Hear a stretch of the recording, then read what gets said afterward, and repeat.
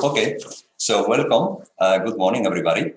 Welcome to day 2 of the Aseal Project annual conference. We are very happy to continue with this second day to continue the conversation and the presentation of our research findings in the 1 year, a little bit more 1 year of work. My name is Sergio Carrera. I'm working at CEPS and at the European University Institute, and I'm the ASILE coordinator, and I will be chairing today's policy panel. We have dedicated one session to a policy debate, and we are live, we are in YouTube live, connecting with everybody around the world. This is going to be available, so whenever you are watching this, you are most welcome. The main idea of this panel is the role of the European Union in implementing the United Nations Global Compact on refugees. Now, the Global Compact on Refugees emphasizes the call for strengthened international cooperation on refugee protection. It places international solidarity as the backbone of its course of action and priorities, and it kind of anchors all the initiatives in international refugee law and human rights. So an uncompromising, let's say, standing and safeguarding of the non-refoulement principle and human rights of people. Now, as we discussed yesterday, the concept of solidarity takes us back to the individual, how to better protect and assist people looking for international protection, but also how to support, how to cooperate with countries hosting most of the refugees populations around the world. So questions of responsibility sharing are also at the heart of attention. Now, in the European Union, we tend to see things very much in a Eurocentric way, in the sense that we are at the center of everything, when this is not the case. This is actually also when looking at who is hosting, which countries are hosting most of the displaced and refugee people in the world. This is not in Europe. Countries like Turkey, Colombia, Pakistan, Uganda, Jordan, Lebanon. In that list, we can include Germany. But clearly, something that is often lacking is this proportionate and just distribution when we talk about responsibility. Now, the European Union policy and member states' policies in international cooperation around refugee protection and displacement, human displacement. The scholarship has highlighted how unbalanced, hierarchical, and often paternalistic it is when framing relationships with other world regions and countries, be it in Europe, but also in Africa or Asia. And this has been the case because of the priority given to containment or deterrence in these relationships, and even including some mobility instruments that are not premised on a protection and rights-based humanitarianism, but rather on a migration management logic. It is noticeable that since the presentation of the new Pact on Migration and Asylum by the European Commission past September, the current Portuguese presidency has given priority to the so-called external dimension of EU migration policy. Nothing new under the sun, I'm afraid, meaning compacting all areas in EU external relations in a logic of migration management. So there's been a joint issue paper published on the 5th of March, which outlines how the priority given by EU member states on so-called migration partnerships, compacting all EU relations with third countries under the migration chapeau, meaning giving priority to migration and asylum management and governance, border management, so-called fight against human smuggling, but also issues of return, readmission, and integration. Now, one of the questions that we will address in this panel is the extent to which the European Union relations, international relations, can take the United Nations Global Compact on Refugees, but also the one on migration, as a starting point. As both the GCR and the GCM are not Eurocentric in focus and framing, but they provide a multilateral international understanding and point of departure in the conversation. Now, when the EU is thinking about mutually beneficial, and I'm quoting from this joint issue paper that I just mentioned, mutually beneficial partnerships, can we really move from an understanding of these international relations as state-centric and bring humanity and human dignity into this conversation so that we place the individual at the heart of the equation? The Global Compact on Refugees calls to involve refugees, calls for an inclusionary approach in the designing of policy priorities and responses, so as to, what I will say, could fit into a sort of refugee justice into this conversation, as these are the populations that are most affected by political and policy responses. But also to have a critical reflection on how sometimes policies co-create political crises at times of large displacement of people.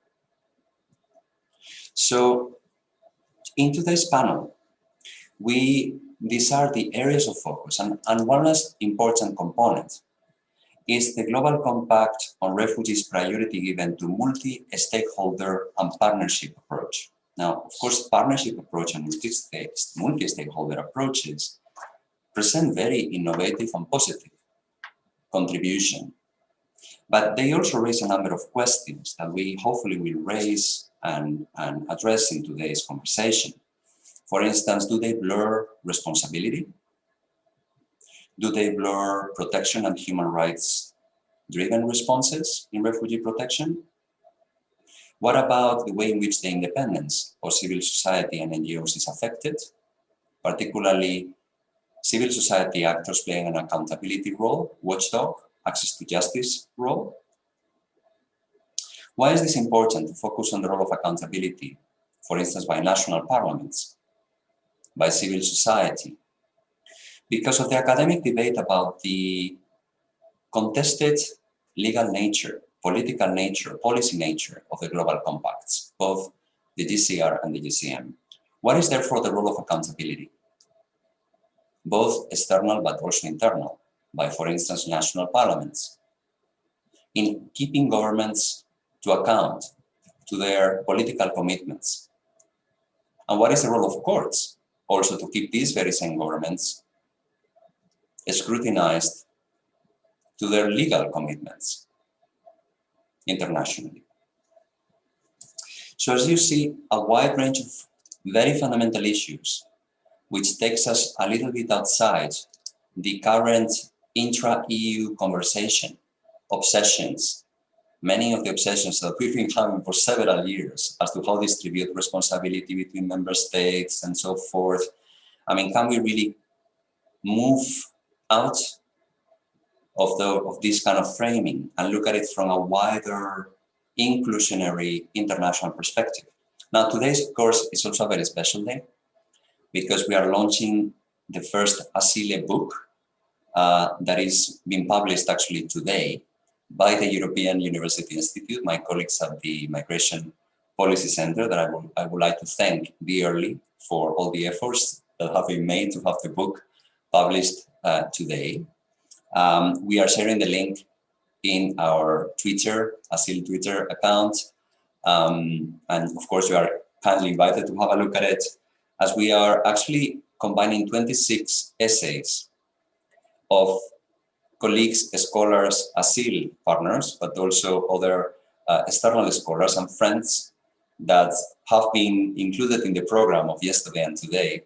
Some of them, we couldn't include everybody, addressing international experiences on containment and mobility and impact on trust and rights, and taking the EU Pact on Migration and the Global Compact on Refugees as point of departure. So yeah, we are very happy about this launch, and we hope the book is co-edited between me and Andrew Guedes, who is the director of the Migration Policy Center, and Yeah, and it's really, really nice to see it accomplished. Okay, so let's move to our panel. We have 5 amazing speakers and 3 equally amazing discussants. So we will start with Alice Kuhnke, member of the European Parliament, playing a key role in the LIBE committee, the committee responsible for civil liberties and justice and home affairs and migration, which is now very busy working on the legislative initiatives on the EU Pact. Then we will have Alexandra Kupsan-Katalin, working at the European Commission and the cabinet of Commissioner Johansson. Then we have Sophie McGuinness, representing UNHCR, the EU Affairs Brussels office. UNHCR is a partner of the Aseal Project, and we are, of course, extremely grateful to have them on board. And then also civil society, very important. We are delighted to have Charlotte Slente, the Secretary General of the Danish Refugee Council, the DRC, also a partner of the ASILE Consortium. And last but not least, Amer Al-Kayet, Refugee Voices, representing Global Refugee Network into this panel. So each of you will have 10 minutes. Alice, it's your turn. We look forward to hearing your presentation. Thank you. Thank you so much. Thank you for the invitation and for giving me this chance to speak on global governance in the field of asylum and the EU's role. As an introductory remark, I would like to say that in my view, the EU has a very important role to play and responsibility to take in the global governance of refugees as a wealthy and democratically strong player, where many of the structures that are proposed in the GCR have already taken form. But there is a long way to go, not least because of the lack of political will amongst governments of the EU to take the necessary steps to establish properly functioning partnerships, build on good practices, and develop already proven sustainable solutions. In that light, today's focus on accountability, on global solidarity and refugees agency is both timely and doable. Timely because more people than ever, as we all know, are on the move. And as more than, as said, 80% of the refugee population are in neighboring countries, we need to find lasting solutions. Doable because the political framework to do something has been agreed upon. We have the Global Compact on Refugees. The UN has declared their Sustainable Development Goals, and the EU has, as we also all know, presented an Asylum and Migration Pact. And I would like to highlight 3 elements that I think are crucial for the possible success of the GCR and the EU Pact on Migration and Asylum, and for the establishment of a global system to better manage the world's refugee situation. It's the importance of partnerships as a basis for a predictable and equitable burden and responsibility sharing in the immediate management of refugees worldwide. It's the whole of society approach, including private and public actors on local, regional, national, and international levels. And I will highlight the importance of global solidarity in all aspects of responding to refugees and people in refugee-like situations, including the growing numbers of climate-induced refugees. Creating accountability and predictable measures for refugee protection calls for cooperation and partnerships if we are to bring about sustainable and long-term solutions. In one of the key points in the practical implementation of the GCR, it calls for the important role of a range of partners to ease the pressure on host countries, to enhance the refugee self-reliance, to expand access to third country solution, and to support conditions in countries of origin for return in safety and dignity. None of this is possible without the involvement and support from neighboring countries and stakeholders through partnerships. Partnerships can be used to address root causes for people fleeing in the first place. War and conflict, poverty, instability, and lack of democracy, and lack of respect for fundamental human rights. The EU can play a key role in supporting and helping develop partnerships with third countries via diplomatic or democratic diplomacy, fair trade agreements, and of course, via development aid. Not by creating partnership agreements like it is proposed in the EU Pact, focusing almost exclusively on the needs and demands of the EU member states. This carrot and stick approach is not what defines a partnership. It's one-sided and does not bring sustainable solutions. What is needed is for the EU to listen and engage in dialogue with third countries, with civil society on the ground, and by creating proper partnerships without conditioning them with readmission agreements or forced return programs. And this leads me to the second element of interest, the whole of society approach. In a political environment where refugee reception is conceived as a challenge, a problem, a difficulty, the likelihood of a successful process is limited. And many governments have developed exactly this narrative, and thereby making an already challenging task more difficult. Sharing the response amongst more actors and engaging local and regional communities can be a way out of this very negative tendency. Both the GCR and the EU Pact points to the necessity and possibility in involving and engaging at all levels of society in finding lasting and sustainable solutions. Today, much of the refugee reception is handled exclusively by state actors, and only in second or third step of the way from arrival to integration into the host society will the private sector, NGOs and organizations acting on local levels be engaged. So whether it is local authorities assisting in housing solutions, schools engaging in education of newcomers, businesses engaging in employment of migrants based on skill tests, getting civil society involved in the reception of migrants is key to strengthening the solutions and making them more sustainable. This approach has so much potential, as human life is at the core of this whole approach. Acknowledging the refugee management is about managing the lives of human beings.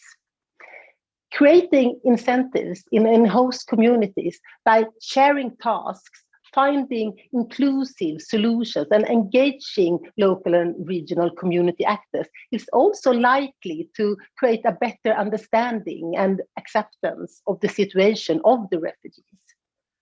And it might even create more stability in the response and reception process, and can benefit both the refugees and the host community. To make it successful, there needs to be a clear regulatory framework that specifies responsibility, accountability, and makes a reception system solid and legally sound. That is why it is so frustrating and actually makes me angry to read into the EU Pact. Many of the proposals on managing asylum and migration and many of the proposals to handle this is focusing on the member countries and the way that they should react. And I think that this creating fast-track procedures, short deadlines for benefit, and the administrative efficiency, but losing out on legal safeguards and remedies in the process.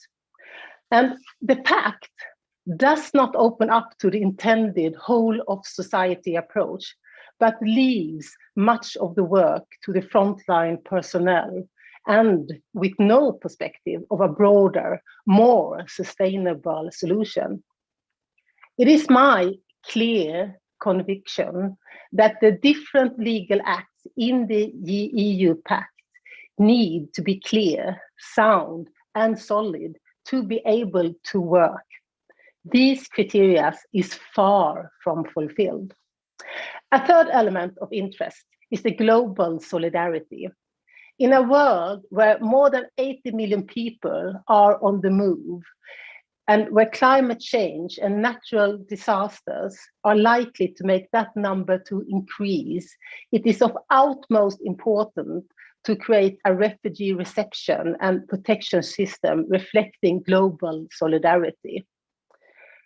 Both the GCR and the EU Pact focus on solidarity and the need for nations and global actors to stand together. Solidarity expressed in political vision and in political action. A future without solidarity will be a very dark and very unstable future. And when we talk about partnership and about the whole of society approach, it is because we all know deep down that the most prosperous and sustainable development is created by involving as many as possible at as many levels of society as possible. And this is your parliamentarian speaking, but also an idealist who believes that by creating hope in host communities to both refugees and the local communities, we do not only create possibilities in that particular community, we also prevent people from having to move and to flee to search for work, peace, and for livelihood. And I don't want to sound angry or bitter, but I deeply regret that the EU Pact on this specific issue of solidarity has brought a lot of hot air, but very few concrete measures that in any way can bring forward the EU's role as a global partner of solidarity. Solidarity in the Pact is on the one hand to, yes, indeed, take and help frontline states that experience a high influx of refugees. But unfortunately, the very same proposal offers a so-called flexible solidarity, where the alternative to reception assistance is assistance in return. Now, I know voluntary return schemes and the involvement of countries of origin play an important role also in the GCR as part of a bigger system of partnerships. But for the EU to put in place a return policy as the main part of the solidarity system is, in my view, unacceptable and at best a misunderstanding of the concept of solidarity. I have spoken long, 10 minutes is here, and the topics that we are discussing today are complex and have many levels of analysis and solutions. I look so much forward to listening to the other contributions, and thank you again for giving me the floor. Thank you, Alice, for your call to focus on human lives and dignity at the core of the approach, and also your question about what are the conditions for partnerships? What are the underlying conditions to be able to speak of a partnership? What is a partnership? So for bringing forward your ideas and critique on this. Now, next speaker is Alexandra, representing the European Commission. Commissioner Johansson has been very clear on her call for member states to respect the right to seek asylum. And the Pact also puts forward a number of mobility-related initiatives that range from a number of perspectives that we are also thinking about. So, Alexandra, we look forward to hearing also your presentation and your views on this matter. Thank you. Thank you very much, Sergio and colleagues, and I hope that you can hear me, because I had some connection problems, so I was not able to follow all of your interesting, I'm sure, interventions. So very happy again to be with you here today for your annual conference of the Aseal Project, and congratulations for the fantastic work that you are doing in this area. So my name is Alexandra Kupchan, and I'm working as a migration advisor for Commissioner Johansson, as you have said, Sergio. But my engagement in this area actually is not new. I have been working quite a long number of years previously on asylum related matters in DG Home, and could actually experience from very close the quite impressive changes and transformations that we have known in the areas of asylum and migration in the last years. So very happy today to share with you a few observations, as you said, Sergio, when it comes to the new pact on migration and asylum that the Commissioner Johansson put forward, to its implementation, to where we stand with the new pact with respect in particular to its external component, relating to legal pathways for people in need of protection, but equally for broader mobility aspects. And I would welcome to enter into a debate on these matters. I don't know if that is possible a bit later, because our deep conviction is actually that the EU Pact on migration and asylum did put forward a comprehensive approach on migration. It does address a wide range of issues, both internal and external. It addresses the partnerships with third countries in a comprehensive manner, mutually beneficial manner. So I would like to somehow not take on board the criticism that the pact only created hot air when it comes to the concrete measures that the EU is putting forward, both on the internal sides and external sides. And actually, it is interesting that and I welcome a lot this discussion, because far too often the pact is resumed to its internal components, and actually to only some of its internal components.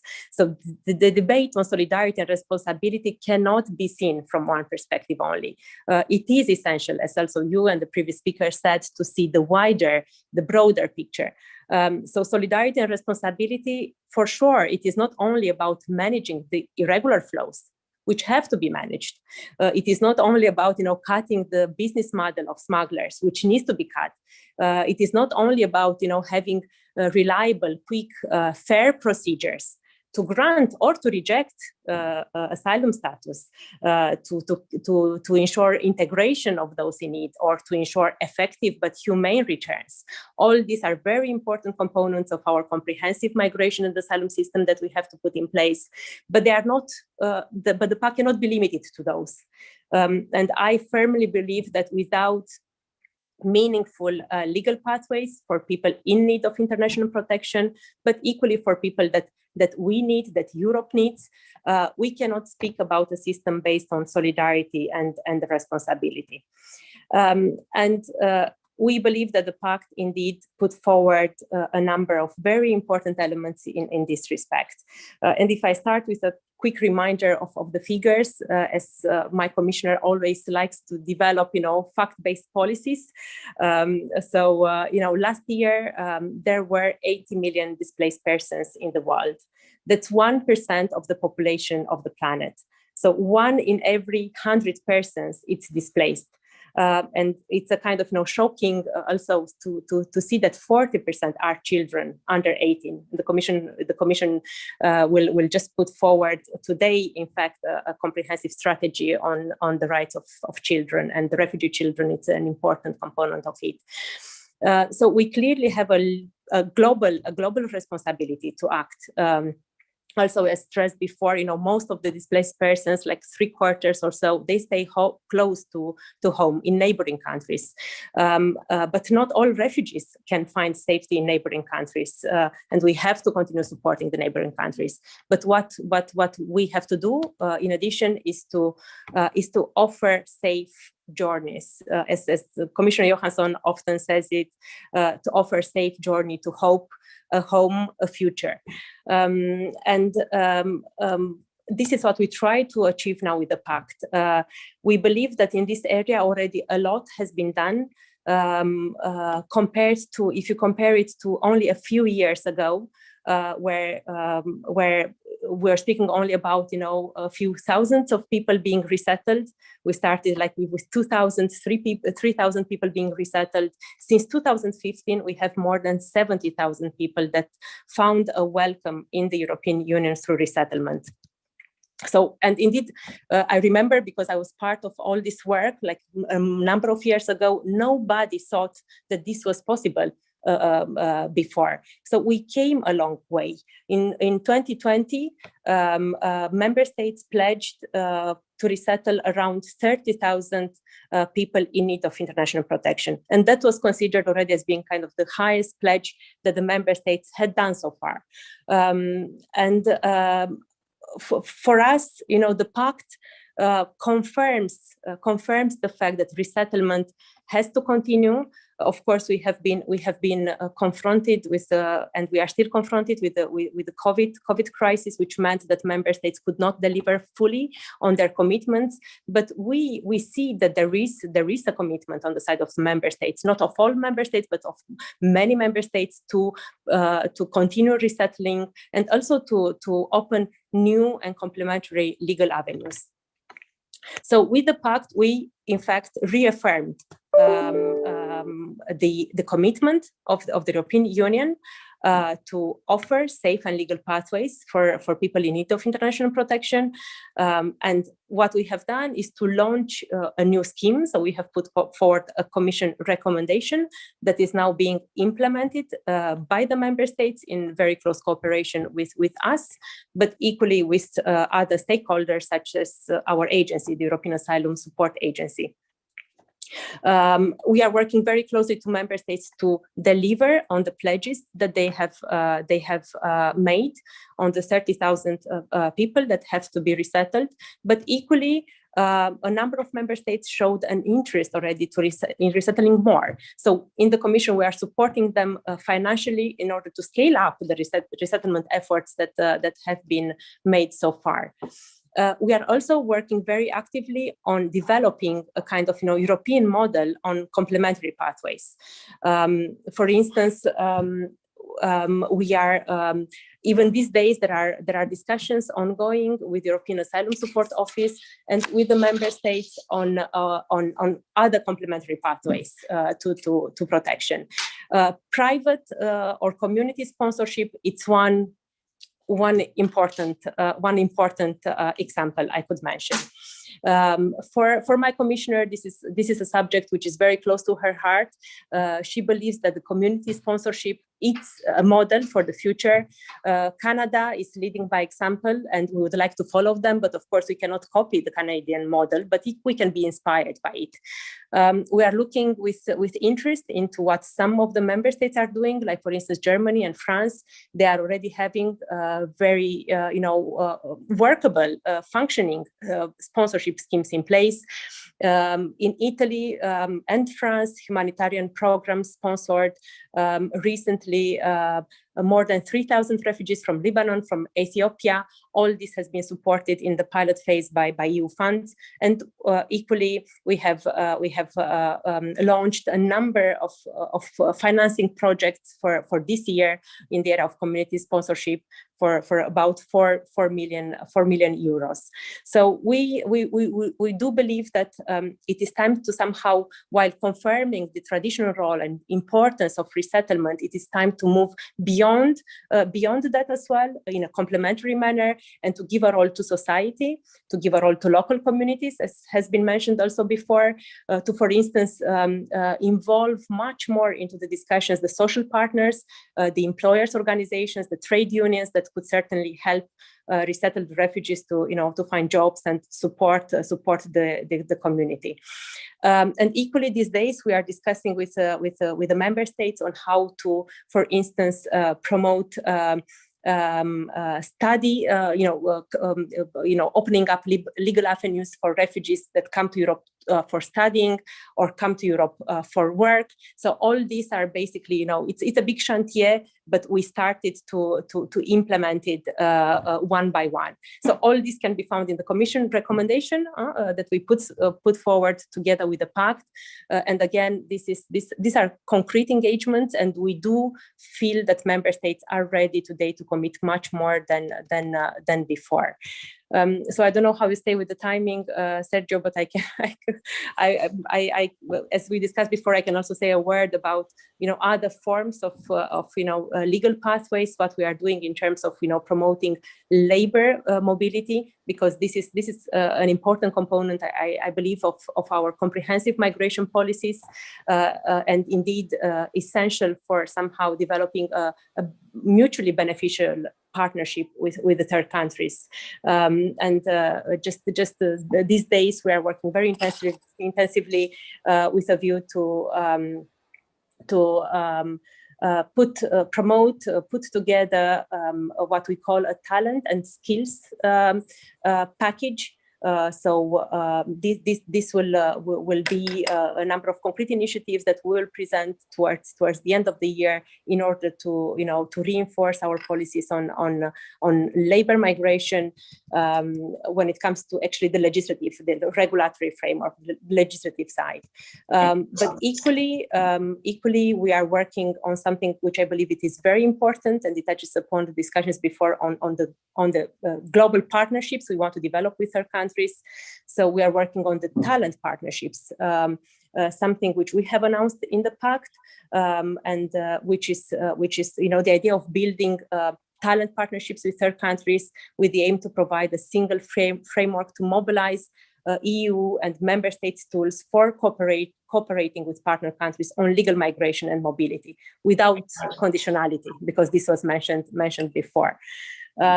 So yes, so I will maybe just conclude by saying that on our side, I would want to convey a message somehow of trust and one of hope. I believe that we came a long way. Somehow the progress that was made in this area was not easily won, but can be easily lost. And this is why on our side, we believe that we need to consolidate it. We need to push, of course, member states to do more. But this can only happen if we act in parallel on all the different strands of the comprehensive approach that we are trying to promote. So fighting irregular migration, it's fundamental in order to open space for protection. Thank you, Alessandra, for taking us through the whole range of initiatives that the Commission is currently working on. Also, it's wonderful to have someone like you in the Commission that has this historical account of where we're coming from. We are coming a long way. So thanks a lot for your contribution. Let's now move to Sophie McGuinness, UNHCR Brussels office. Sophie, you have the floor.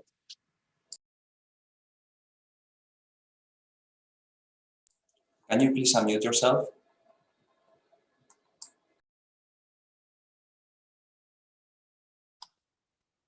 Thank you, Sergio. You can hear me okay now? Very good.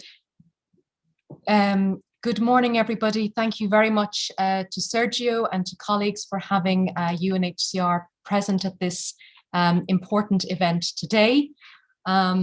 We are pleased to serve in an advisory role together with the DRC for this Aseal project, and it's great to reconnect with so many of you here today.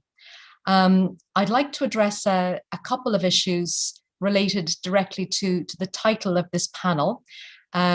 First of all, touching on the whole of society approach, which we've heard many of the speakers talking about, The second then, of course, is the need for greater support to countries and regions which are doing the vast majority of hosting the world's displaced. And then thirdly, I'll touch on a number of matters in relation to the European Commission's proposed pact on migration and asylum. Starting off with the whole of society approach to forced displacement. This is a key tenet of the Global Compact. It's also an important element of accountability, which many other speakers have addressed prior to my intervention. A couple of points on what's been happening in follow-up to the Global Compact on Refugees and the Global Refugee Forum, on really trying to build on the whole of society approach and partnerships. One specific example of how we have worked on maintaining the momentum that was developed during the Global Refugee Forum is indeed in the context of working with academia. As many of the panel members will be aware, and others looping in, the Global Academic Interdisciplinary Network, also known as GAIN, was launched at the 2019 Global Refugee Forum, and it has a number of objectives to follow, including on research, teaching, and solidarity with displaced students and scholars. There has been some good progress made under the GAIN network, in particular in the area of research and through scholarships. GAIN is supporting the Aiming Higher initiative, which is a crowd-funded initiative for refugee scholarships in 2021. And already the target of that campaign, which is 70 scholarships to mark UNHCR's 70th anniversary, has already been reached. Much more needs to be done, of course, on scholarships and pathways, and I'll come back to that towards the end. The second area where we have focused on really trying to develop a whole of society approach in the rollout of the Global Compact is in our engagement with parliaments globally. Commitments were entered into at the Global Refugee Forum by the Inter-Parliamentary Union and also by the Pan-African Parliament. And commitments were also entered into during the high-level segment on statelessness. Essentially, the aim of the work there is that through the Inter-Parliamentary Union, that we can encourage members of parliaments globally to engage more on refugee and stateless issues. And we have already seen some good progress there within the IPU and also within the Pan-African Parliament construct. This is important as we address the issue of accountability, because we think that more can be done to encourage parliaments across the globe and also here in the region of Europe to step up in terms of holding member states to account for commitments made and also holding regional organizations to account for their commitments to support the global response to global displacement. And the third area where we have been making some progress on adopting a whole of society approach is through the support platforms that UNHCR has been supporting. Specifically, 3 support platforms are in place for the Afghan situation, for the Central American situation, and in the East and the Horn of Africa. These platforms are government initiated, and UNHCR supports and tries to assist those platforms. And the plan is also to try and encourage a greater diversity of voices working within those platforms. The platforms have received support from the European Union, including with regard to the Afghan platform, which is currently chaired by the EU. And we have seen a number of important impacts so far. We've seen new partners coming on board, for example, regional development banks and bilateral donors. And we've also seen that through the support platforms, the EU has made around 400 million euro available for the East and Horn of Africa. That is new funding on top of additional funding that was already there. So I think we can see some progress on the whole of society approach in the years since the Global Refugee Forum, but obviously a lot more to do. The second issue I'd like to turn to is greater support from the EU and member states for host countries. As we've heard, more than 85% of the world's refugees are living in developing countries. And indeed, of the 80 million that are globally displaced, the vast majority of those are hosted in countries outside of Europe, outside of the European Union. So it's key that the European Union and its member states provides adequate supports to those countries that are doing the hosting. The EU made a strong statement at the 2019 Global Refugee Forum to continue and possibly to increase its commitment to global solidarity. As such, we see it's welcome that in the new multi-annual financial framework, we have the Neighbourhood Development and International Cooperation Instrument, NDICI, and within that there is a 10% of funding reserved for migration and forced displacement in the overall budget. So we look forward to building on and rolling out that funding to provide the support that host countries most desperately need. It's also important that we make sure that in the future of funding from the European Union and from member states, that we focus on the importance of additionality, meaning that there is additional funding given to respond to forced displacement issues over and above development and other funding given to countries that are hosting refugees and displaced persons. This principle of additionality is something that we really need to see enshrined into funding streams for the future. Thirdly, coming on to the Pact on Migration and Asylum, which was published as a proposal by the Commission in September last year. As UNHCR, we welcomed the Pact on Migration and Asylum as an important starting point in the ongoing negotiations between EU member states to find common ground on the approach to asylum matters, both globally, but also principally within the EU. As other speakers have mentioned, in particular, the representative from the Commission, the Pact takes a comprehensive approach addressing both the internal dimension and the external dimension of displacement issues. What we see within the content of the Pact, which is made up of quite a number of elements, many of them are proposals, legal proposals, aimed at reforming the legal framework within the European Union for dealing with the management of asylum and refugee issues within the European Union. And what we have seen so far is that the discussions amongst member states in relation to those aspects on the internal side have been quite difficult. It's of course no secret that the issues of how to resolve solidarity and responsibility within the European Union have been quite difficult. Discussions on these issues have been delayed in relation to proposals on the past.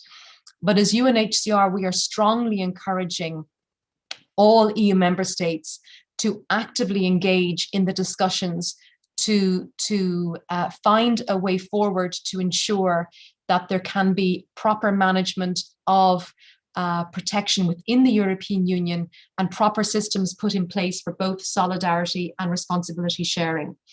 We see that already within the European Parliament, there's an in-depth examination of each of the proposals going on, and UNHCR has been happy to participate in some of those discussions. So while those discussions are going on in the Parliament, it's very important for the detail of these proposals to really be looked at. We also need to encourage the EU member states to continue to examine and make some progress on looking at the internal dimension of the Pact.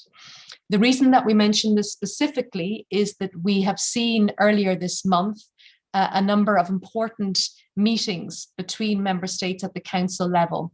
We had a Justice and Home Affairs Council meeting on the 12th of March, and then on the 15th of March, we had a joint Justice and Home Affairs Council and Foreign Affairs Council meeting, a so-called jumbo JHA and FAC that brought together ministers of Home Affairs and Foreign Affairs to discuss where to go forward on the Pact.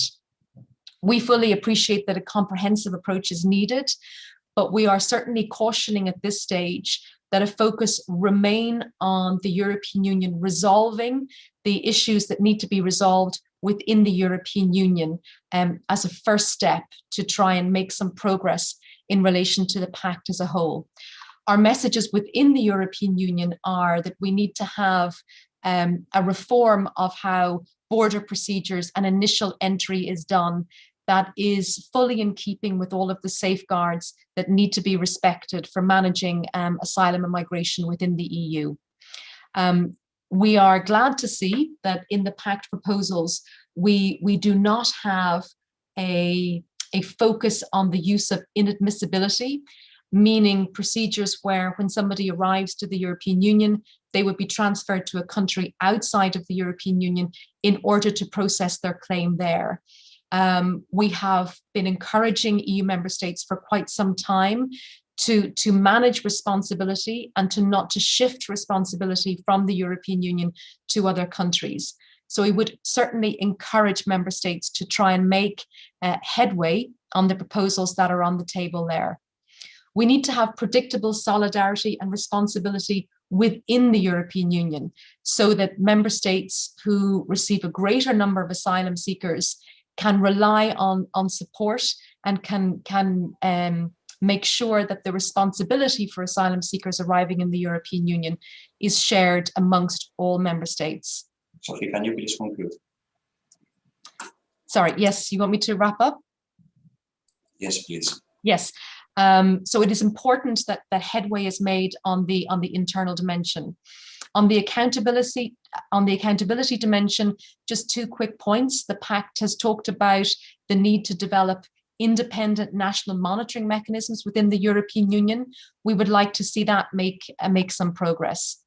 And also on the accountability issue, it's important to recognize that the existing legal framework that is there, both under the 1951 Convention and the existing European Union law and existing international treaties, maintain, and member states must live up to those obligations. The GCR and the GCM do not displace those obligations. And finally, on resettlement and complementary pathways, I think Alexandra from the Commission mentioned all the key opportunities that are there. We've seen the United States now entering the field, bringing back an important momentum for increased resettlement. And we are calling on EU member states and look forward to the Commission's continued support for greatly expanded pathways when it comes to resettlement, complementary pathways, including community sponsorship and other measures. But thank you very much. Thank you, Sophie, for keeping the time. And also reminding us about the need to first do our homework internally as well. The focus being a lot on reform, while also sometimes it's missing the need to ensure the enforcement of current standards and safeguards by EU member states. And the question of parliamentary diplomacy is particularly interesting. And here we've cooperated with UNHCR, with you and your team on this, as we also believe that our academic knowledge can inform parliamentary debates on the impacts of current instruments and arrangements. So thank you, Sophie. The next speaker is Charlotte. In the whole of society approach, civil society is often quoted and referred to. We look forward to hear from a civil society actor what the key issues and concerns also on questions maybe. Charlotte. Yeah, thank you. And also from my side, thanks a lot for inviting us on board in this conversation. We are, as you say, a civil society organization. A DRC, Danish Refugee Council, is present in around 40 countries around the world. And we are a displacement-focused organization providing humanitarian aid, but also supporting durable solutions to displacement, and also a major advocate on issues related to displacement. So I'm going to say a little bit about sort of 3 topic areas. One is a little bit about the EU's role in supporting the implementation of the Global Compact on refugees.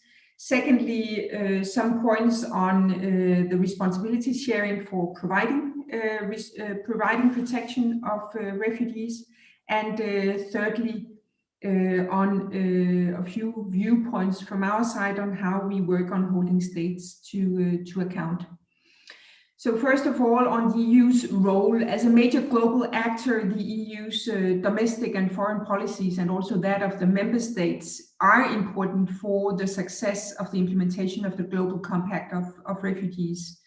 As others have mentioned, we see that 85% of the world refugees are hosted in low and middle income countries. There's definitely a need for significant investment in host countries' capacity to provide protection and to deal with the pressures both on the education system, healthcare systems, administration and justice systems, local economies, infrastructure, to prevent secondary displacement and impoverishment of both the displaced persons, but also their host communities. So the EU and member states are important contributors in our view to the implementation of the GCR in its engagement in enforced displacement situations around the world when it comes to supporting refugee hosting states and their capacity to cope with the enormous task of hosting a large number of refugees and displaced people and ensuring them the necessary protection. And we also believe that the EU plays a pivotal role in supporting the strengthening of the asylum capacity in refugee contexts and in exploring new partnerships and in giving prominence to the self-reliance agenda for the displaced, all well in line with the commitments of the GCR. We do, however, see that the EU's credibility as a principled humanitarian development actor risks being undermined by the proliferation of policy initiatives and measures that have other aims and an aim of deterring and preventing refugees of reaching the European territory. And it's also compromised, as we see it, by policies to exploit powers asymmetries and apply conditionalities on the financial support to transfer responsibility for protection for asylum seekers and refugees to neighboring states. So the approaches that are firmly reiterated in the new pact of the EU on migration and asylum that has a predominant focus on strengthening borders and explicitly seek to reduce arrivals to the EU and increase the speed and rate of return through enhancing migration cooperation with third countries in an attempt to stem mobility and prevent onward movement of refugee populations. It actually matters how EU and its member states act, how they show their commitment and their commitment to the principles of the GCR in practice. So the policy coherence in domestic and external action actually matters a lot. And the example that EU sets in its approach to the principles and commitments of the GCR, including on responsibility sharing beyond financial support, has a global impact. So the complementarity of the four objectives of the Global Compact of Refugees is essential for the successful implementation of the GCR. And a one-sided focus on one or two elements will not ensure a successful and full implementation of the GCR. So a strong focus on, for instance, self-reliance and safe return must be complemented with an equal focus on easing pressure on host countries and expanding access to third country solutions. Secondly, I'm going to give a few points here on sharing responsibility for providing protection. Responsibility sharing, as we see it, is the foundation for a functioning international protection regime. And it's one of the key tenets also of the Global Compact on Refugees, which actually restates the obligation on all states to provide protection for those in need. And it also insists that there is an urgent need to share the responsibility for hosting and supporting the world's growing number of refugees more equitably. However, we see a gap between the needs and the commitments on resettlement, and that stand as a symbol of a lack of responsibility sharing at a sufficient level. But at the same time, measures and policies that contravene efforts for global responsibility sharing and undermine solidarity with countries and regions that host the majority of the world's refugees continue to dominate EU's approach to asylum and migration, which is a great concern. The EU-Turkey statement, which just last week marked its 5 years anniversary, is a case in point. Despite evident and well-documented protection implications, the renewal of the EU-Turkey statement is perceived as key to maintaining the reduced level of arrivals of asylum seekers to the EU, and the deal is referenced in the new EU Pact as a model for the foreseen deeper engagement with selected partner countries on migration cooperation. Under the framework of the EU Pact, cooperation with North African countries, among others, is pursued as a priority with the aim of controlling and managing irregular migration and prevent onwards movement of refugee populations. So with close to 80 million people forced from their homes, we need further unpacking and further implementation of the commitment of the Global Compact on Refugees, rather than more third country arrangement is inspired by the EU-Turkey statement. The global responsibility sharing obviously also goes beyond financial instruments and arrangements. So the GCR objective of expanding third country solutions is a key part of it. At the Global Forum for Refugees, the EU made an important step in pledging to increase its number of resettlement places under the UN quota system to 30,000 in 2020. But we only saw a little more than 8,000 who were resettled to the EU in 2020, according to UNHCR resettlement data. So for the EU to support the goal of global responsibility sharing of the GCR, it will be of utmost importance that it delivers on this commitment. So we actually call for a further and substantial increase of this number over the coming years.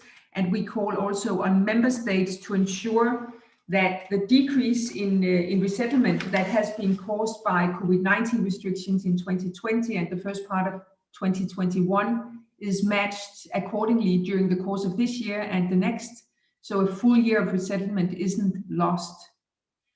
In this regard, it's essential that we all learn from and apply the innovative tools, including online interviewing, developed for urgent cases and people in hard-to-reach areas in resettlements under the COVID-19 crisis. So the EU Pact includes concerning tendencies leaning towards instrumentalization of resettlement by using it as what we would call a bargaining chip in negotiations with third countries. So linking resettlement of vulnerable people to the ability and will of their hosting state to curb migration to Europe is not acceptable in our view. The resettlement should always be based on a thorough need assessment that is conducted by UNHCR. Apart from resettlement, the EU Pact has also the opportunity of taking steps towards increasing other regular pathways to Europe. And this must be further explored. An important part, which is often overlooked when discussing this, includes family reunification for refugees in Europe. DRC is present in several EU countries, providing legal aid and other services to asylum seekers and refugees.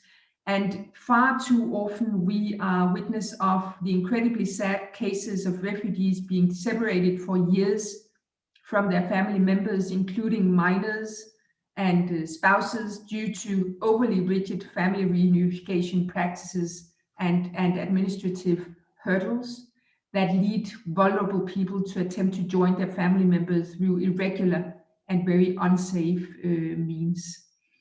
So, please conclude. Yeah, I'm going to conclude. So only very finally, I mean, on the issue of holding states to account, the upcoming midterm stock-taking of the Global Compact on Refugees and the pledges made at the GRF is an opportunity for states to reaffirm their commitments. And beyond concrete pledges, reviewing progress and the EU's role in the implementation of TCR also means looking at the balance on how the 4 objectives of the TCR are prioritized and weighed. And finally, on civil society, we believe it's particularly important that refugee-led organizations are central stakeholders. They must have a prime role when it comes to monitoring and assessing the impact and the actual change that the operationalization of the TCR makes for refugees, as well as when it comes to pointing to gaps and to recommendations for the future rollout of pledges and commitments. Thank you. Thank you very much. Thank you so much, Charlotte. For coming back to one point that came out very clearly in yesterday's session, the need to keep the protection, additionality principles and non-discrimination principles in these legal pathway instruments, so that they don't end up kind of in hands of migration management logic and defeat their purpose, the humanitarianism-led and protection-led nature of crucial instruments like resettlement. So thank you for bringing that up and also leading to providing a very nice bridge to the next presentation, your call for refugee-led civil society and NGOs. We are very happy to have Amer in the panel. We look forward to hearing your views, Amer. Thank you very much, Sergio, and hello, everybody. My name is Amer Al-Qayed. I've been spending like the last 10, 12 years just focusing on refugee issues. I'm a co-founder and a former steering committee member of the Global Refugee-Led Network. Currently, I am a steering committee member of the Global Refugee-Led Network, MENA, and the vice president of Rabda Noor Foundation.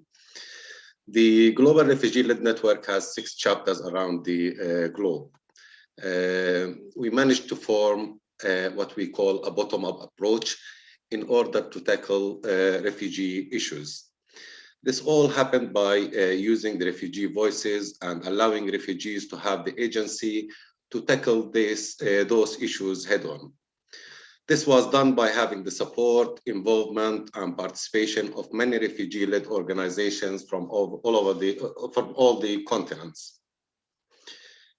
On the heels of many successes, the Global Refugee-Led Network, in collaboration with various partners, organized 4 refugee summits. We connected refugees from all over the world to determine the needs we found urgent. The summits each provided a space for a robust policy discussion, which have directly led to development of a refugee-led policy response. We call it the Transporter Manifesto. It's an unambitious vision for a better future. Our aim as a refugee-led organization is creating a true impact at the local, national, and international levels, and more importantly, making sure that the motto of "nothing for us without us" rings true.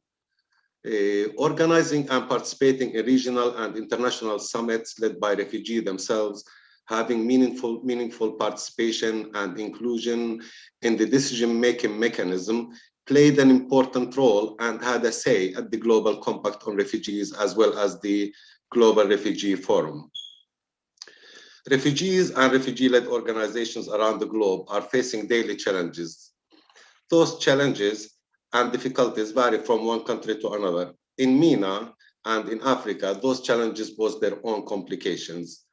It is all well and good that we have those conversations, but let us not forget that refugees and refugee-led organizations are facing issues around norms and culture, rules of law, weak economies. This is furthered also through issues of child marriage, child labor, abuse and violence, limitations to access to quality healthcare and quality education, limitations on the freedom of movement, issues related to gender equality, diversity and inclusion, xenophobia, and integration issues. The dehumanization of refugees and the institutional lack of empathy globally is something must be condemned. Women in our region suffer on a substantial level. Female-led organizations find themselves less likely to get the opportunity to be involved and have even less a chance in securing funding for their intended work. Gender-based issues have come to the fore with a particular focus on issues facing women in a refugee crisis. Various issues relating to equality and diversity has been further intensified by the crisis. And it is important that we highlight that a gender-based narrative must form every stage of migration discourse. Security, of course, is a major issue.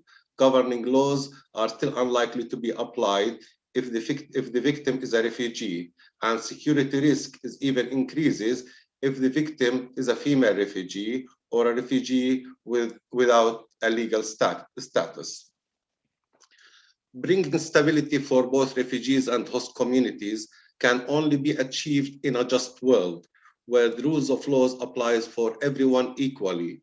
A world with security where everyone has the right to live a decent life freely and comfortably. The EU Migration Pact wrote new rules on how EU will deal with the migration issues from now on. It is worth stressing out how disappointed we were when we saw the number of resettlement applications the EU committed to accept over a period of 2 years. It is highly important also to draw your attention to the complications of limitations of the period in which a European country should deal with a migration application. Lest we forget that we are in a global pandemic. These issues have grown. This is the time where refugees need assistance the most.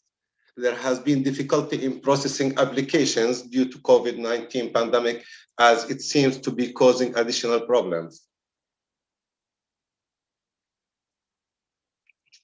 Refugees in my region are often left with one of two choices, either to die out of hunger if they stay at home, or to risk their lives if they go out to work and bring food to their families. Typically, when they risk their families' lives by dealing with a smuggler who often promised them a paradise in Europe. The Provisional Protection, which is designed as an emergency scheme to offer refugees immediate protection in the event of a mass influx, also carries a risk to allow host states to avoid the international obligation in granting refugee status and rights. Rather than offering refugee status, different types of decisions, such as subsidiary protection or temporary protection, or even humanitarian status are offered, but they don't solve the overreaching issues. We are doubtful, we are worried about the possibility of having side agreements with third countries, sponsorship, etc. We as refugees and refugee-led organizations have the capability to come up with an initiative to have our own country, land, financial system, our own leadership. We are capable of lobbying, we can pressure, we can apply politics. Anti-immigrant fervor and strategies have been increasingly mainstreamed in the global politics, but dealing with these issues pragmatically has shown that those attitudes lack in truth. With international migration on the rise, a critical reassessment of policies is of the utmost importance, with equal weight being employed to deal with gender-based issues. The Aseal Project is a great project which aims to better understand and map out the law at the regional level, and making sure that those rules and regulation helps in improving the lives of refugees and ultimately allow us to secure protection for those who are most vulnerable. The Aseal Project also aims to provide feedback to EU subcommittees, EU member states, in helping them to determine the best and the most effective ways to protect migrants. As a refugee-led organization, it is imperative that we are involved, not only in the implementation part of the Aseal project, but also in monitoring and evaluation process, advising and using refugee voices in decision-making processes of whether a project is needed or whether we think that such a project will provide protection to us and to our children. We must be involved at all levels. It is worth remembering that attempts to deal with the Syrian refugee crisis in the region of origin are likely to continue to be insufficient as long as the greater political and funding imperatives are geared mostly towards preventing irregular migrants to Europe. There is a human cost to the decisions being made around us. There are human lives and that centered around our discussions. I just want to say today that my only message is should be nothing for us without us. Inclusion is what matters. We as refugee and refugee-led organizations want to be involved. We have to be involved. The EU has to get us involved. Thank you very much. Thank you. Thank you so much, Amer. We are listening very carefully to what you shared with us. And I'm so glad that the Aseal Project is providing this possibility to have you, the Global Refugee Network, and other colleagues involved in the civil society group, and that this is a key part of our project. Thank you for raising the female-led organizations challenges in the civil society group in ASILE. Also, we have very well represented female-led NGOs, and we are learning also from them, you know, what the key issues and challenges are, gender-based issues are. And we keep this nothing for us without us in our consciousness. Yeah, definitely. Thank you, Amer. Okay, so participants, please feed in the Q&A questions to the panel. Feel free to write them up. In the meantime, I will give the floor to our discussants. I'm so happy to have three colleagues that I personally admire because of their academic contribution to this conversation in a very profound way. And we have two colleagues, Gregor Noll, professor at the University of Gothenburg, and Catherine Costello, professor at Hertie School and University of Oslo. They are ASILE partners, and they are responsible for very important components of the project. And then we will have Professor Michael Collier, University of Sussex. He's actually the chair of the ASILE Ethics Board. I'm also very glad to have Michael involved. So please, if each of you have a short intervention of about maximum really 7 minutes, we look forward to hearing from you. Gregor, you start, please. Thank you so much, Sergio, for having me and for having us as academics. I think I'm not alone in perceiving that the gap between policy discourse and academic work has been widening in the past years or decade. And I think the discussion about the pact is actually one of these moments where many colleagues in the academic field thought, oh my God, here we go again. There is a lot of old wine in new bottles here, but it has to be analyzed, this old wine and its interaction with the current policy environment has to be clarified.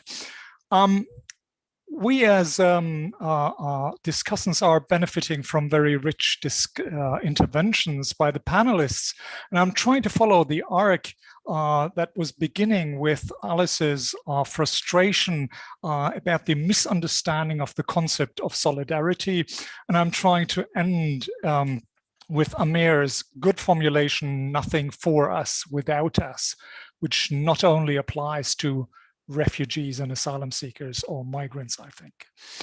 So I have 2 points I want to make in the few minutes I have. One is a response to the question why solidarity is the wrong concept to discuss the EU Pact with and why it matters, why it is so important. And the second issue I would like to take up is why the pact implies a systematic dilution of responsibility under international law. So I hope to speak to the themes of solidarity and responsibility. Let's start straight away with the first question on why solidarity is the wrong concept. And I quote from the Commission communication on the new Asylum Pact. And it says, I quote, "The new pact recognizes that no member state should shoulder a disproportionate responsibility and that all member states should contribute to solidarity on a constant basis." So responsibility and solidarity, these two terms seem to go like a red thread through the thinking behind the proposals, or so it seems. If you read up a little bit on the history of the term solidarity, this would certainly ring a bell. You might associate to the French 1948 constitution, which says, and I quote, "The nation proclaims the solidarity and equality of all French as to the charges resulting from national calamities." Here we go.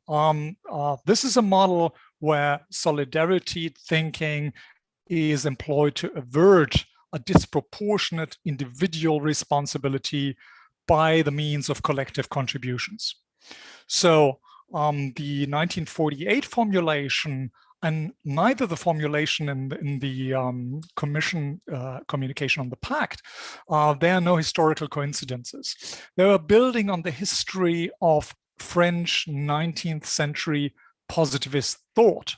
And at this point, you might think, why is he going into teaching mode now? But I assure you it matters. So bear with me for just a second and I'll try to prove to you that this is really quite essential.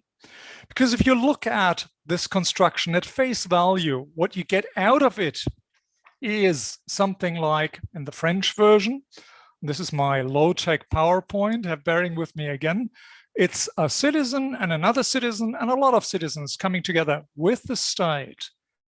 And they are making up a particular arrangement, and we can give it the name solidarity because it averts that single citizens are disproportionately hit by national calamities. Fine. Now, in the EU version, this looks very similar. It's member state and member state and member state and member state and the EU institutions coming together to bring about, and I'm showing the wrong slide. Sorry, I'm giving away the point of my story. This is what you see. Member state and the EU together working for solidarity. Get back to the French story, and it starts to make sense if you think about another essential incident of the 19th century in France and in other industrial societies. It was the advent of the workers' movement, worker self-organization.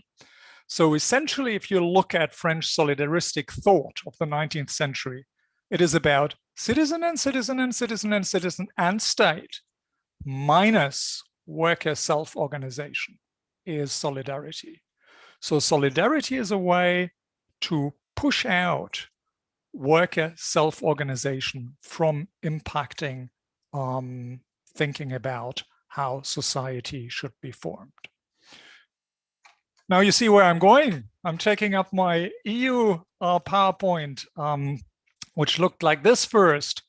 And if you think it through historically, it takes you to say member state and member state and member state and member state and the EU minus migrant self-organization. And this is serious stuff, I think, is solidarity. That's a quite different picture, isn't it? So it might help us to understand why Alice Kuhnke is getting frustrated and reading the solidarity language of the Pact documents while having this feeling that, well, the part of the story is missing. I can tell you what is missing, and it is an element that is on purpose pushed out of the discourse, and that is self-organization of a particular group, a self-organization that we don't want to see. My time is running out, but I just want to make one final point. And this is this structure that I just showed you, where you have a couple of elements that are working against another element to take place. This is the structure of an alliance. Look at defense alliances. Look at Article 5.1 of the North Atlantic Treaty Organization Treaty. And you'll find this is the structure we're talking about. So I think we should start to talk about the new pact on migration as a defense alliance rather than a solidarity instrument. And I think the second point I tried to make will need to come in the discussion if there's a market for it. Thank you very much. Well, thank you, Gregor. Illuminating, I would say. Catherine, next. Thank you, Sergio, and thank you to all the panelists for such rich and detailed presentations. And in some ways, there's a dizzying array of activity going on, but I think like Gregor, with his comments of sort of an academic response which fears old wine in new bottles, I've been somewhat skeptical about some of what's going on in this arena. And partly, I mean, in some ways, I think old wine in old bottles is just fine. If we have intractable problems that we haven't solved, maybe we need to approach them just, going back to first principles. What I wanted to do in this 7 minutes, just very briefly, was just to say a couple of words about accountability, because we've sort of framed this issue without explaining what we mean. And then talk seriously about human rights, not just the invocation of human rights based, as if we all know what that means, but areas where human rights are genuinely in peril and what we do about it. And also where the content of human rights is contested, because when we talk about migrant and refugee rights, and indeed the whole notion of refugeehood and who should be recognized as a refugee, we're dealing with highly contested questions. So the question of accountability, I think it's useful to distinguish, to simply ask accountability to whom for what.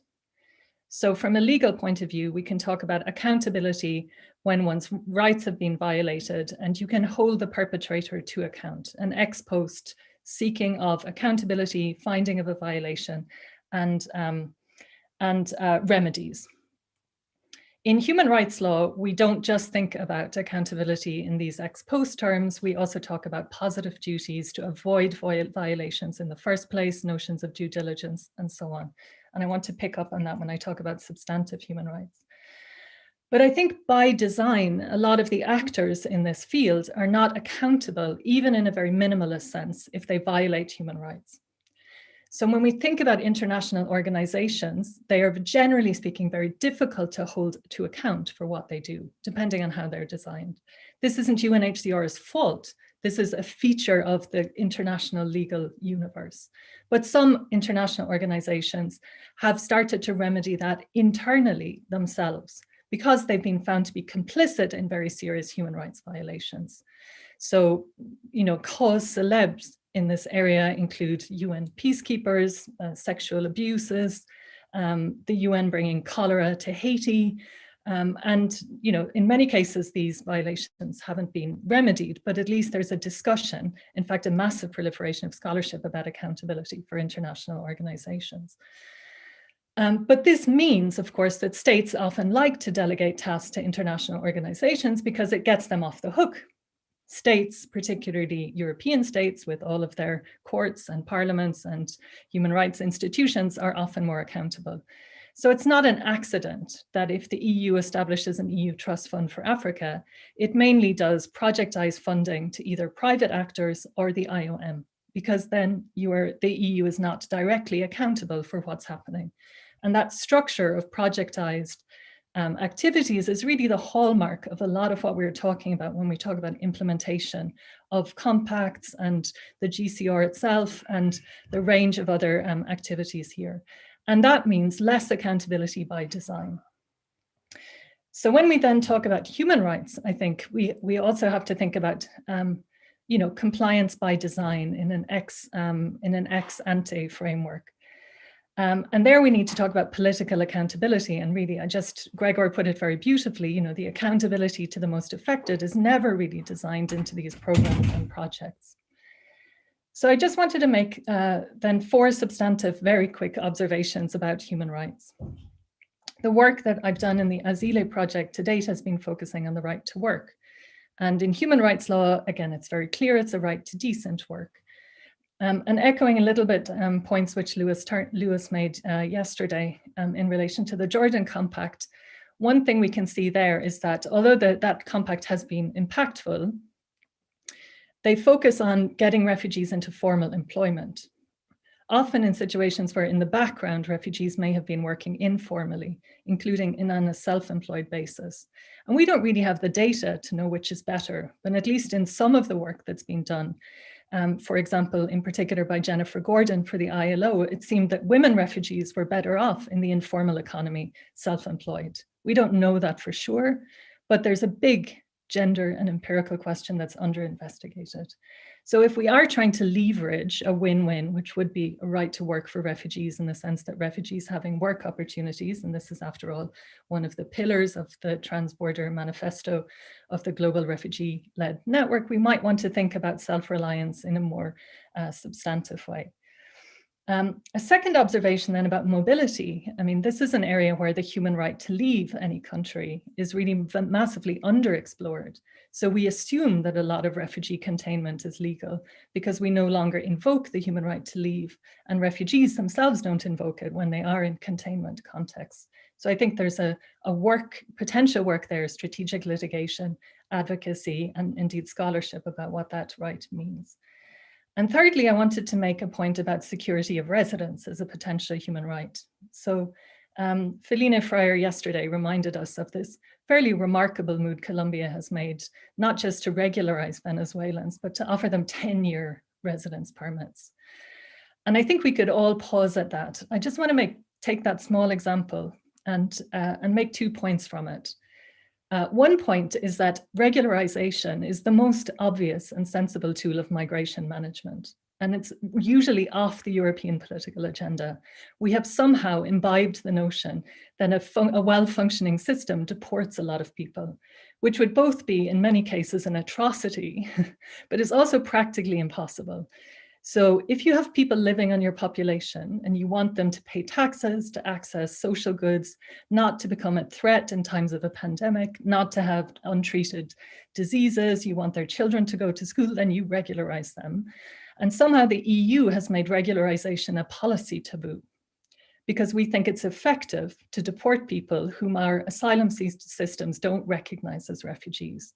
Now, very often those non-recognized people are refugees or they're very nearly refugees.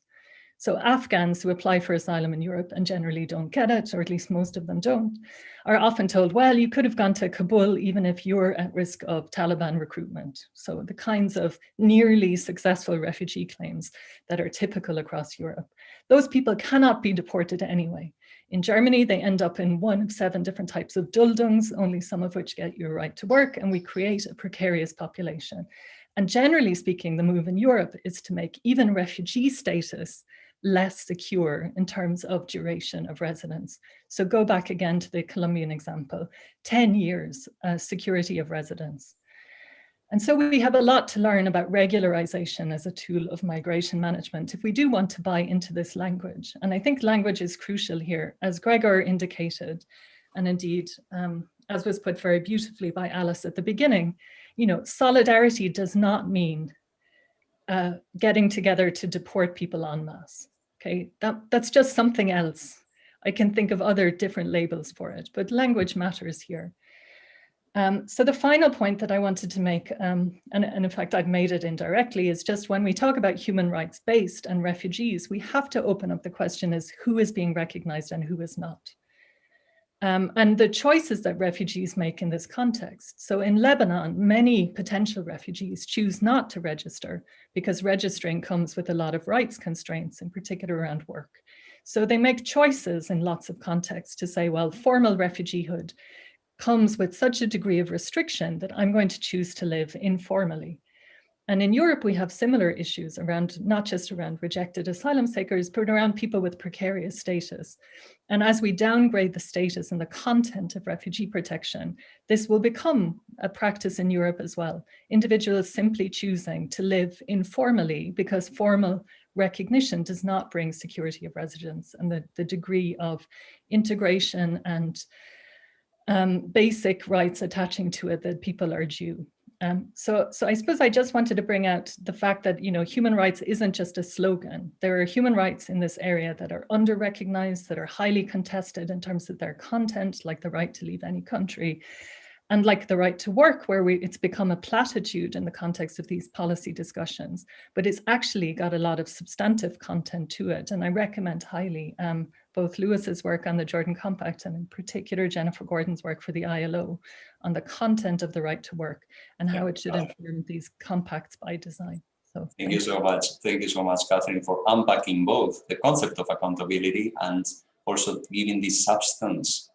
It's not an empty shell to what the kind of human rights issues we are referring to. So thank you so much. You guys are contributing with such a wonderful work in the Aseal Project. So really thanks to the entire team. Michael, next. Thanks very much, Sergio. That was a really fantastic panel. It's a tribute to the convening ability of SEPs, I think, that you can pull together really exactly the people that you would want to hear talking about this issue. And it's very difficult to come after to Gregor and Catherine trying to comment on that. But I want to make 3 brief comments, each of them beginning with S, about society, solidarity, and sustainability. And I'll try and complement what others have said. But my overall point is that those words are because they're immediately attractive to us. They are things that it's difficult to disagree with in many contents. So they are widely used in these sorts of international instruments because they are superficially attractive, but when we start to investigate them, they mean very different things to different people. So they contain an awful lot of complexity, which is not immediately apparent. So firstly, society. In the phrase that has been used, I think, most widely in the debate, whole of society. One of these immediately agreeable terms, nobody could disagree with an approach that includes the whole of society. But of course, exactly what we mean by the whole of society is the crux of that. Often it's used to refer to elements of society beyond the state, incorporating civil society. In some cases, although in the context of refugee responses, this is slightly controversial, it includes the market, private enterprise particularly. Whether it includes refugees or not is another matter. Amè's comment that we finished the panel with, the nothing for us without us, is a fantastic line that we can all get around, which redefines this idea of whole of society. The whole of society includes all of those people who are affected by these policies. And at what point do refugees become part of the whole of society? Should refugees be included in decision making only once they manage to make it to Europe? Or should we include refugees in consideration of policies which affect the many, many people who haven't made it to Europe, who are trying to get to Europe? So this idea of where is the boundary of the whole of society is a really fundamental one to consider in this. And I would advocate including it as broadly as possible, considering the interests of people who are affected, a sort of stakeholder approach of society. I don't think that's the principle of whole of society that comes out in documents like the EU Pact. Secondly, on solidarity, Gregor's points around solidarity were fantastic, and I learned a lot about that. I wanted to link it to what I think is the most apparent example of old wine in new bottles for me, is this idea of partnerships. That, as we know, has a history of more than 20 years in EU policies, going back to the 1999 Tampere conclusions at the very latest. And partnerships comes up again and again. Alice's points right at the beginning were really welcome, highlighting how the way the EU talks about partnerships doesn't really reflect the way many of us would understand partnerships, the carrot and stick approach, for example. And it's important that we examine why third country states would want to fulfill the request that the EU is making of them. The questions of solidarity, I think, are interesting because it's another of these terms that is automatically appealing. But people on the panel adapted it with a variety of different adjectives. Alice was very critical, talking about a form of flexible solidarity, which I think is an interesting term applied to the many of the ways that partnership is used, for example. And Sophie used this very effective formulation of predictable solidarity. And the fact that we need to redefine solidarity in these ways, I think underlines Gregor's point that solidarity isn't really the appropriate thing that we're talking about. If it needs so many different adjectives to modify it, then maybe we need to rethink. Ultimately, I think this is a relabeling of the older ideas of burden sharing with a more appropriate label, a label which is seen as more politically correct. But if we are seeing things as burdens, then we have to be clear about exactly what the burden is. It's very clear that supporting refugees is not a burden. The contribution that refugees make to economies around the world is very well established. So I think we have to be a bit more critical about what the burden is. Finally, sustainability. I think sustainability is one of the clearest things to come out of the Refugee Compact.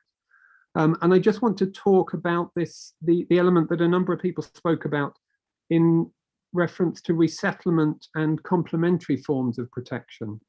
Things like labour visas for work, for studying. I think on this point is how can we ensure that aspects of refugee protection that affect a very small minority of individuals, resettlement affects a fraction of 0.1%, given the numbers that the European Union is talking about. Clearly that's very good for those people who are resettled. What is the broader impact on refugee crises around that? Can it be managed in a way that helps people who are not directly beneficial from it? The same would go for providing people with work or education opportunities. I'll stop there so we have some time for discussion, but thank you very much indeed to everybody. I really enjoyed that. Thank you so much, Michael. Let's come back to the panelists. Any reactions? Feel free to expand any views in light of the discussants' points. Alice, or other colleagues in the panel? Points? Yes. First of all, thank you for the contributions from my colleagues in the panel. It was very interesting, and also thank you to you, the academia, who and the 3 comments, very, very fruitful. I have so much feelings. You know, I'm a politician, and I want to fight. So I'll be honest.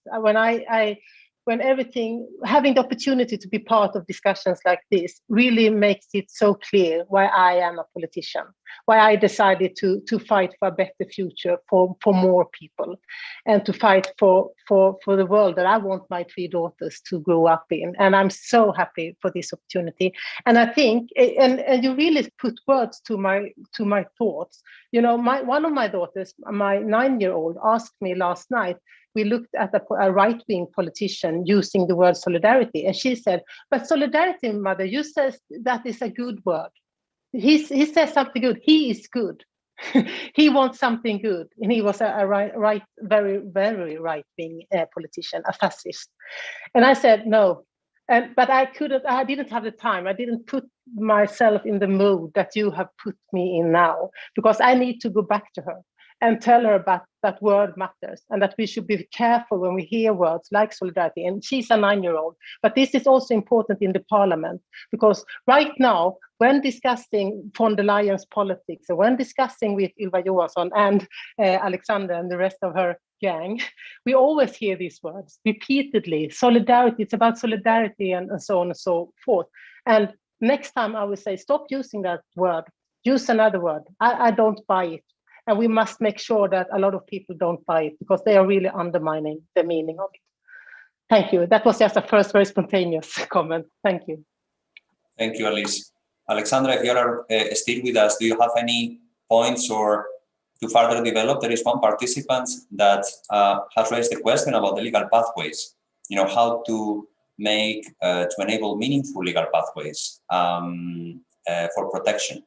But any other points or critiques you may have you would like to share with us? Yes, Sergio, thank you very much, and it was indeed very, very interesting to listen to all the speakers, very enlightening, and this is why I was kind of connected both to your event and to our responsibilities within the Commission, because I was really interested to hear all the participants and to have a broader perspective, you know, and I do believe that we have to somehow create more opportunities in that respect of, you know, bringing together policy makers and academia. I think that would be something that would be very good. So what can I say in terms of, you know, quick reactions? I think, yeah, I mean, I'm a bit, on a personal note, I'm a bit saddened to see how the approach, how the pact is being perceived. And I think it's a lot about you know, investing in terms of also explaining better the pact. Of course, we are, you know, policymakers in the Commission. We have proposed a set of initiatives that have been put on the table after consulting in depth with all the stakeholders, with the member states that are the ones on the ground having to implement our policies, but also, you know, deep consultations with European Parliament, with the civil society, etc. So and we kind of, you know, we have to take as well as a kind of, you know, a pragmatic approach. It is not about words. Of course, words matter. And we have to try to find the right words of, you know, naming what we are doing, but at the same time we have to look into the concrete initiatives that have been put on the table, because these are the initiatives that will make a change on the ground. So I do believe, and I very much kind of, you know, can echo what Sophie from UNHCR said on the fact that what it is crucial for us in the coming months and in the coming years is for the EU first to do its own homework. So today we do not have a common migration system. We do not have a common asylum system. We have, you know, 27 different systems. We have difficult situations in the southern member states. We have a context where migration is not being managed, and indeed, you know, who is suffering are the people, and this is actually something very important for Commissioner Johansson, and this is an element that we try to stress with the pact, that it is human centric. It is a human centric approach, but in our view, we can only, in order to be able to focus as well on the protection related elements, you have to bring the order component as part of the picture. So the reality with which we are confronted today is that indeed, I mean, a big majority of the migrants, they do not qualify for international protection as such, and this is why we are working towards, you know, promoting voluntary but humane returns, and we are going to put forward as well a strategy in this area pretty soon. Equally, you know, we have encouraged on a number of occasions member states to do regularizations. It's a subject which very interestingly came into the discussions today, but this remains the competence of the member states, etc. So I think it deserves, I mean, these are very interesting points of views. They are all very valid. Of course, we look at it from a different angle. At the moment, for us, it is important to make progress, to make tangible progress on the ground. This, you know, what we put on the table will not solve everything, but it will improve significantly the situation if this would be to be adopted. But again, I think on the legal pathways, my plea was also in relation to, you know, to the connection of the different elements, all the different elements of part of the big puzzle. More we are going to do on the side of, you know, managing migration internally, being serious about, you know, the systems we are putting in place, both in terms of, you know, handling irregular migration, but giving, the right protection standards to the people that come here, be it refugees or be it irregular migrants, more will create the space, the appetite for the member states also to increase even more their commitment when it comes to legal pathways. And I was saying, and this is based on figures, on concrete figures, there is a positive trend when it comes to member states' openness towards resettlement and complementary legal pathways. And we are promoting that in the Commission with financial support, but not only. We are taking today even a clear political responsibility in this area. We put forward not only a recommendation on resettlement, but we put forward a legal framework. This is the resettlement framework, union resettlement framework, on which it belongs to the co-legislatures to have an agreement so as to have a sustainable system in place for providing legal pathways in the future. But okay, all these are different connecting elements. I think we have to advance. We have to advance on all of them at the same time. And yes, I think the call is now really on the co-legislatures to advance as much as possible on the internal side, and in parallel continuing the work that we have started to do on the external side. Thank you. Thank you, Alessandra. Sophie, also we are coming to close in the panel, so I will give the floor to each and every of you. So this is also your last statement, Sophie. Thank you very much, Sergio. This has been really extremely interesting, and particularly on the discussion on solidarity. I think that that the term that you're using is wrong when everybody qualifies it in a different way, and when everybody sticks something else in front of the word. So solidarity is constantly respun and redefined in discussions between member states. Now it's flexible. Before it was effective solidarity, then predictable solidarity, shared solidarity. But I think one thing that's clear is solidarity has become a toxic term in discourse in Brussels. There is still a very bad political feeling amongst member states because of the council decision, which brought in mandatory relocation in certain instances. And there's still a feeling that this concept of solidarity was thrust upon member states through the use of qualified majority voting at the European Council level, and that's left a bad feeling around the concept of solidarity. So we think certainly there's a key role here for academics to play in terms of helping to frame the debate into what it is we're actually talking about, which I agree with Michael, it is around burden sharing, but in a redefined term, and that perhaps might help to move the discussion along. We need to not get caught up in nomenclature, but it's not as simple as that. There really is a failure to have a meeting of minds on core principles. So there, I think academia has a key role to play. On the issue of human rights and accountability, I think Catherine raised a really key point around underexplored areas of rights, for example, when it comes to the right to leave. And this is a key debate and discussion in the EU context at the moment.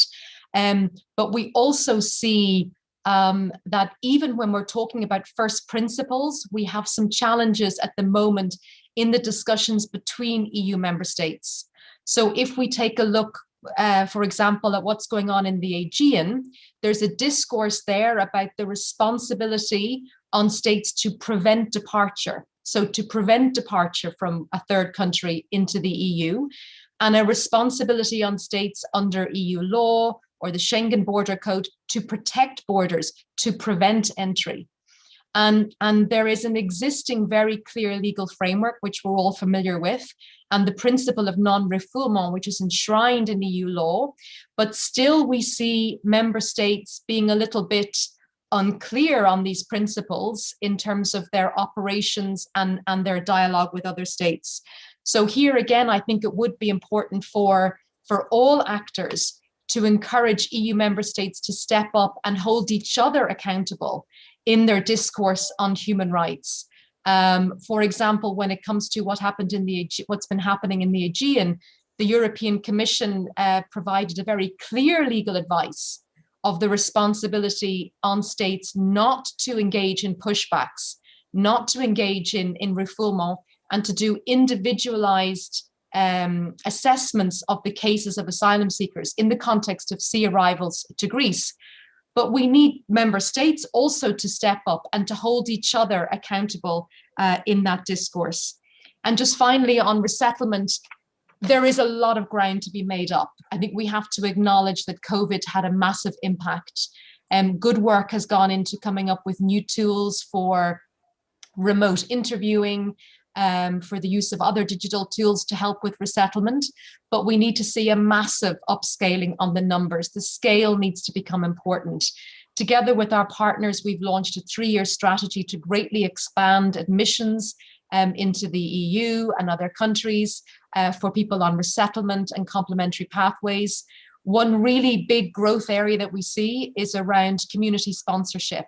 And there, I think, again, we need to take a whole of society approach, engaging with local communities in Europe. There's huge support, I think, as we all know, within the European Union for refugees.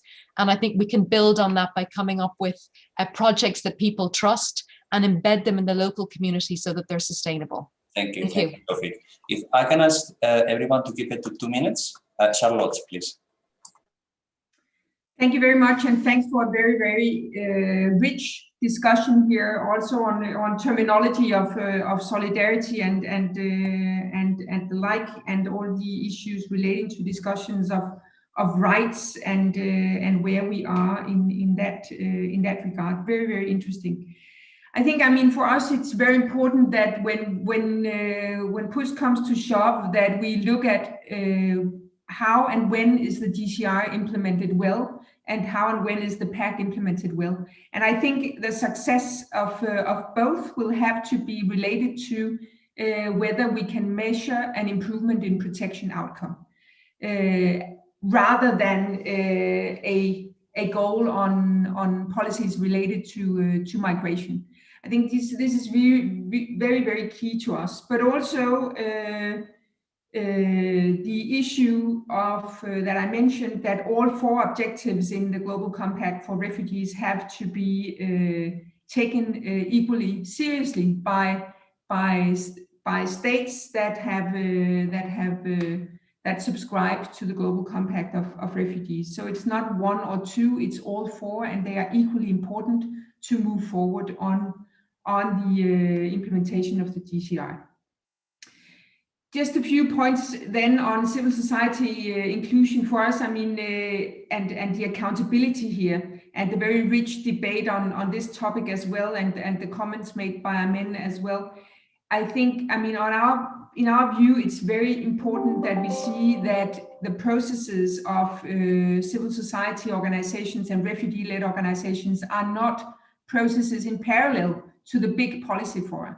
It has to be included in the policy fora to be really, really serious. I think we saw great progress at the DRF, or important progress, but I think there's still room for improvement there. System-wide central stakeholders as the refugee-led organizations and civil society organizations should always be perceived to be included as such. So I think that's a very important message from us. And then finally, I mean, to the EU's role, I think it's also important here to recognize that the EU is doing very important work and has a very important role in refugee situations around the world. I mean, in order to sort of make that very clear as well. Thanks a lot. Thank you, Charlotte. Amer. Thank you very much. Just want to thank you very much and thank everybody for a great discussion. Just looking forward for further collaboration within the Aseal project. Thank you. That is wonderful. Thank you, Amer. Catherine, there were a couple of questions, comments regarding regularization. If you would like to briefly address them, that would be great. Yeah, I read Eleni's question and I think we sort of agree. So her question goes sort of, we're largely in agreement, but there was a question from Emmanuel Morgado about this idea of the nearly refugees. And I suppose I was just opening up what we know already about how asylum systems work. in Europe, and I mean, one could almost say everywhere in the global north that has a kind of an asylum bureaucracy. And that is that there's a tendency that various pressures lead to rejection. And you know, the idea that I was just putting forward is that often rejected asylum seekers, you know, we've come up with pejorative labels in some contexts like bogus or failed asylum seeker, but there's somebody on another day who would be recognized. We know these systems have failures in them, a degree of arbitrariness. In fact, Gregor wrote a wonderful chapter in the very imminently to be published Oxford Handbook of International Refugee Law, which concludes as much. You can look at variations across Europe, you can look at variations in outcomes within federal states in Europe. And this is for a whole range of institutional reasons. And so you could say, well, what does that matter? So you could say it should make us reflect on these processes that are highly individualized and demand a lot of evidence from the individual. Or it could make us reflect on the refugee definition and whether it's under-inclusive, even with subsidiary protection added on, and whether we need a more expanded notion or whether we need to focus on international protection. But just the empirical reality is that what happens very often is that rejected asylum seekers still have international protection needs. They can't be removed, even legally. They're still protected against being refooled because of the human rights situation in their country. And so we create this very complex machinery. And so I would rather just, I mean, as a shorthand in the discussion, I was saying a lot of the time rejected asylum seekers are nearly refugees, you know, so nearly on another day with another decision maker, with a different lawyer, if they had a lawyer, in a different country, which maybe applied the internal protection alternative differently, they would be recognized. And so we, you know, the idea of recognizing en masse, which is, you know, a practice in some states in the global south, and implicitly is what, say, even Germany did with Syrians at the height of the 2015-2016 arrivals, you know, has a lot to benefit for it. So I really was just using that term of near refugees to remind us of the fact that these bureaucratic machines are not, they're neither perfect nor perfectible. And so we might want to think about different ways of recognizing refugees if what we are concerned about is offering protection which comes with integration prospects. There's a very good empirical study from economists in Switzerland just showing the very clear correlation between length of proceedings, how long an asylum process takes, and your prospects of getting a job. I mean, it's an entirely intuitive finding. If you wait around for a year or 2 years to get a decision, you're much less likely to ever integrate in the labor market. You know, people lose skills, they lose faith, they develop mental health problems because our asylum systems take too long. And then, as Charlotte mentioned, then often they have to undergo several years to get their family reunited with them. And all of this, everybody knows about these policy problems. So the lowest hanging kind of normative fruit in terms of legal pathways is family reunification, because everybody has it on paper and everybody agrees it's a right. But if you want to look at a policy area where, I mean, whether by design or by accident, it's extremely difficult to operationalize, then look at all the barriers that are put about in place, just to echo a point that Charlotte made about refugee family reunification. Thank you, Catherine. Thank you so much. Gregor, any final point, any follow-up point that you would like to share with us? The risk is that when I start my machinery, it never stops. I think Catherine made an excellent point on accountability.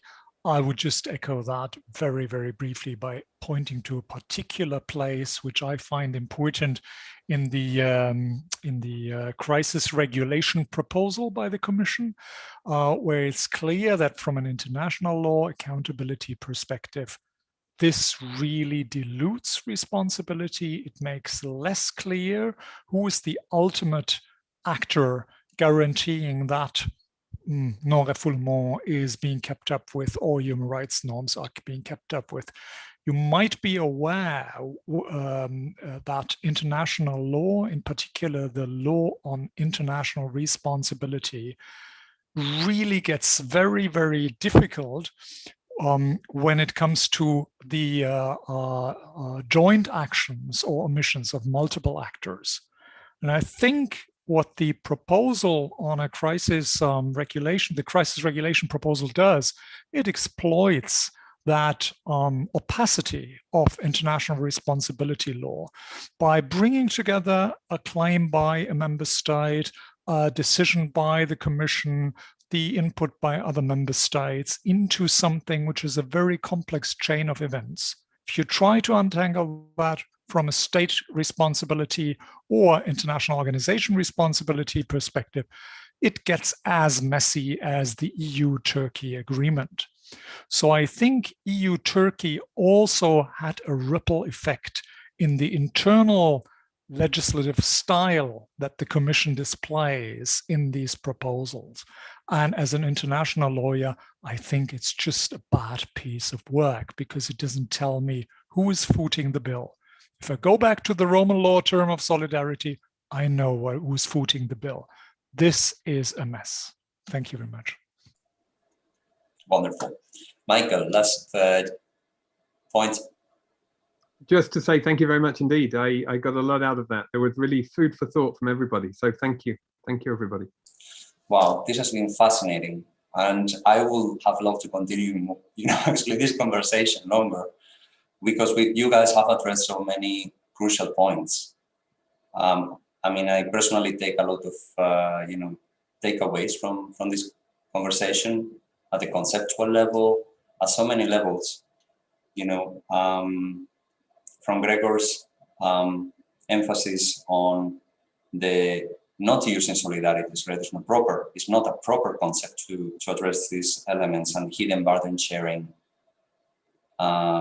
use and the inherent asymmetries in the current usages of this concept in the European Union and by EU member states. And I'm also glad that the Aseal Project also contributes to this self-organization, the inclusionary approach to this conversation, bringing those voices and making it part of our methodology in our research. So I'm very happy. And we now need to put an end to this panel. I would like to thank warmly to all the speakers and discussants for the excellent contributions and exchanges. And we will now have a break so as to give enough time before we start the second panel of today's conference, where we will go more in depth into EU arrangements with third countries. We have a wonderful panel as well. I invite you all to join us. And really, thanks so much. Big applause to all of you, and look forward to continue this conversation. Thank you. Thank you. Goodbye.